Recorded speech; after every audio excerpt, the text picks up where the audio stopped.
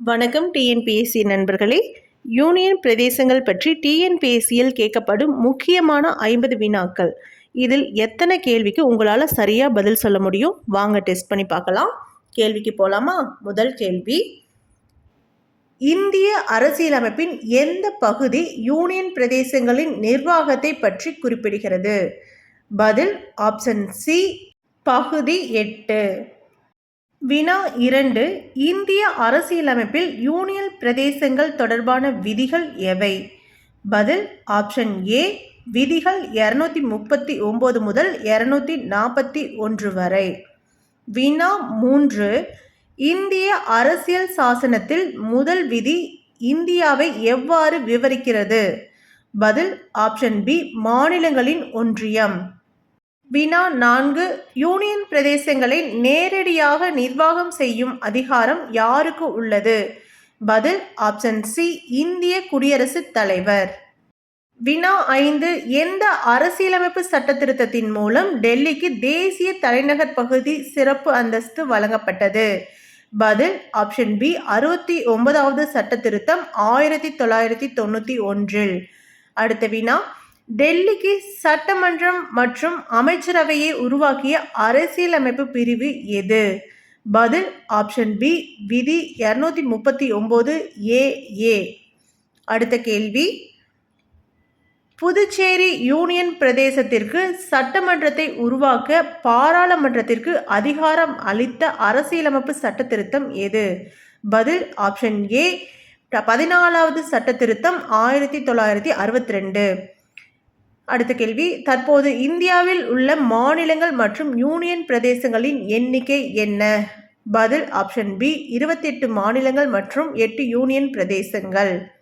வினா, தாத்ரா மற்றும் நாகர் ஹவேலி மற்றும் டாமன் மற்றும் டையூ ஆகிய யூனியன் பிரதேசங்கள் எப்போது ஒரே பிரதேசமாக இணைக்கப்பட்டன? பதில் ஆப்ஷன் சி, 26 ஜனவரி 2020. அடுத்த வினா, ஜம்மு காஷ்மீர் மறுசீரமைப்பு சட்டம் 2019 எப்போது முதல் நடைமுறைக்கு வந்தது?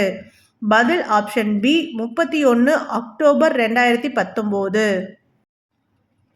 அந்தமான் மற்றும் நிக்கோபர் தீவுகள் எந்த உயர்நீதிமன்றத்தின் அதிகார எல்லைக்குட்பட்டது?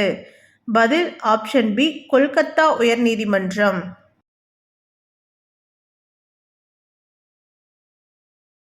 வினா, லட்சத்தீவுகள் எந்த உயர்நீதிமன்றத்தின் அதிகார வரம்பிற்குள் வருகிறது? பதில் ஆப்ஷன் சி, கேரள உயர்நீதிமன்றம். வினா, புதுச்சேரி யூனியன் பிரதேசம் எந்த உயர்நீதிமன்றத்தின் அதிகார வரம்பிற்குட்பட்டது? பதில் ஆப்ஷன் சி, மெட்ராஸ் உயர்நீதிமன்றம். வினா, தாத்ரா மற்றும் நாகர் ஹவேலி மற்றும் டாமன் அண்ட் டையூ எந்த உயர்நீதிமன்றத்தின் எல்லைக்குள் அமைகின்றன? பதில் ஆப்ஷன் பி, பம்பாய் உயர்நீதிமன்றம். வினா, சுயமான உயர்நீதிமன்றத்தை கொண்டுள்ள ஒரே யூனியன் பிரதேசம் எது மாநில அந்தஸ்து பெற்ற நிலையில்? பதில் ஆப்ஷன் பி, டெல்லி. வினா, சண்டிகர் யூனியன் பிரதேசம் எந்த உயர்நீதிமன்றத்தின் எல்லைக்குள் வருகிறது? பதில் ஆப்ஷன் சி, பஞ்சாப் மற்றும் ஹரியானா உயர்நீதிமன்றம். வினா, குடியரசுத் தலைவர் தேர்தலில் வாக்களிக்கும் உரிமையை பெற்ற யூனியன் பிரதேச சட்டமன்ற உறுப்பினர்கள் எவர்கள்? பதில் ஆப்ஷன் பி, டெல்லி மற்றும் புதுச்சேரி, ஜம்மு காஷ்மீரும் அடங்கும். அடுத்த வினா, எந்த அரசியலமைப்பு சட்ட திருத்தத்தின் மூலம் டெல்லி மற்றும் புதுச்சேரி சட்டமன்ற உறுப்பினர்கள் குடியரசுத் தலைவர் தேர்தலில் வாக்களிக்க அனுமதிக்கப்பட்டனர்? பதில் ஆப்ஷன் சி, 70வது சட்ட திருத்தம் 1992. வினா, யூனியன் பிரதேசங்களை நிர்வகிக்கும் மத்திய அமைச்சகம் எது? பதில் ஆப்ஷன் பி, உள்துறை அமைச்சகம். வினா, மாநில மறுசீரமைப்பு சட்டம் இயற்றப்பட்ட ஆண்டு எது? பதில் ஆப்ஷன் சி, 1956. மாநில மறுசீரமைப்பு சட்டம் இயற்றப்பட்ட ஆண்டு 1956. வினா, 1956ஆம் ஆண்டில் மாநிலங்கள் மறுசீரமைப்பு சட்டத்தின்படி எத்தனை மாநிலங்கள் மற்றும் யூனியன் பிரதேசங்கள் உருவாக்கப்பட்டன? பதில் ஆப்ஷன் ஏ, 14 மாநிலங்கள் மற்றும் 6 யூனியன் பிரதேசங்கள். அடுத்த வினா, மாநிலங்கள் மறுசீரமைப்பு ஆணையம் அமைக்கப்பட்ட ஆண்டு எது? பதில் ஆப்ஷன் பி 1953. மாநில மறுசீரமைப்பு ஆணையம் அமைக்கப்பட்ட ஆண்டு 1953. அடுத்த வினா, சுதந்திர இந்தியாவில் மொழியியல் அடிப்படையில் உருவாக்கப்பட்ட முதல் மாநிலம் எது? பதில் ஆப்ஷன் பி ஆந்திர பிரதேசம். மொழியியல் அடிப்படையில் உருவாக்கப்பட்ட முதல் மாநிலம் ஆந்திர பிரதேசம். அடுத்த வினா, இந்திய அரசியலமைப்பின் எந்த விதி பாராளுமன்றத்திற்கு புதிய மாநிலங்களை உருவாக்கவும் எல்லைகளை மாற்றவும் அதிகாரம் அளிக்கிறது? பதில் ஆப்ஷன் சி விதி 3. வினா, புதிய மாநிலத்தை உருவாக்கவோ அல்லது யூனியன் பிரதேச எல்லையை மாற்றவோ பாராளுமன்றத்தில் முன் வரைவு அறிமுகப்படுத்த யாருடைய முன் அனுமதி தேவை? பதில் ஆப்ஷன் சி இந்திய குடியரசுத் தலைவர். அடுத்த வினா, டெல்லி யூனியன் பிரதேசத்தின் அமைச்சரவையின் அளவு சட்டமன்ற மொத்த உறுப்பினர்களின் எண்ணிக்கையில் எத்தனை சதவீதத்திற்கு மிகாமல் இருக்க வேண்டும்? பதில் ஆப்ஷன் பி 10%. அடுத்த வினா பார்க்கலாம். டெல்லியில் அரசியலமைப்பு இயந்திரம் முடங்கும் போது எந்த விதியின் கீழ் ஆட்சி பொறுப்பு குடியரசுத் தலைவரால் ஏற்கப்படுகிறது? பதில் ஆப்ஷன் பி விதி 239 AB. வினா, யூனியன் பிரதேசங்களுக்கான அவசர சட்டங்களை பிறப்பிக்கும் அதிகாரம் துணைநிலை ஆளுநருக்கு எந்த விதியின் கீழ் வழங்கப்பட்டுள்ளது? பதில் ஆப்ஷன் சி விதி 239 B. அடுத்த வினா, கீழ்கண்டவற்றுள் ராஜ்யசபாவிற்கு பிரதிநிதித்துவம் கொண்ட யூனியன் பிரதேசம் எது? பதில் ஆப்ஷன் சி புதுச்சேரி. வினா 30, லட்சத்தீவுகள் எந்த ஆண்டு லட்சத்தீவு என பெயர் மாற்றம் செய்யப்பட்டது? பதில் ஆப்ஷன் சி 1973. 31, கோவா, டாமன் மற்றும் டையூ ஆகியவை போர்த்துகீசியர்களிடமிருந்து இந்திய யூனியனுடன் இணைக்கப்பட்ட ஆண்டு எது? பதில் ஆப்ஷன் சி 1961. 32, கோவா எந்த சட்டத்திருத்தத்தின் மூலம் யூனியன் பிரதேசத்திலிருந்து முழு மாநிலமாக தகுதி பெற்றது? பதில் ஆப்ஷன் பி 56வது சட்டத்திருத்தம் 1987. அடுத்த வினா, பிரெஞ்சு ஆட்சியிலிருந்து புதுச்சேரி, காரைக்கால், மாஹே மற்றும் ஏனம் ஆகியவை எப்போது நடைமுறையில் இணைக்கப்பட்டன? பதில் ஆப்ஷன் பி 1954. வினா 34, சிக்கிம் இந்திய யூனியனின் முழு மாநிலமாக 22வது மாநிலமாக எந்த சட்டத்திருத்தத்தின் மூலம் சேர்க்கப்பட்டது? பதில் ஆப்ஷன் பி 36வது சட்டத்திருத்தம் 1975.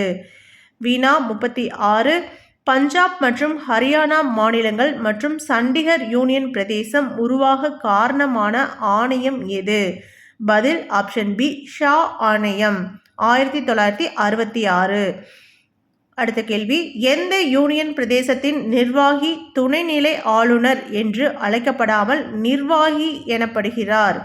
பதில் ஆப்ஷன் டி லட்சத்தீவு.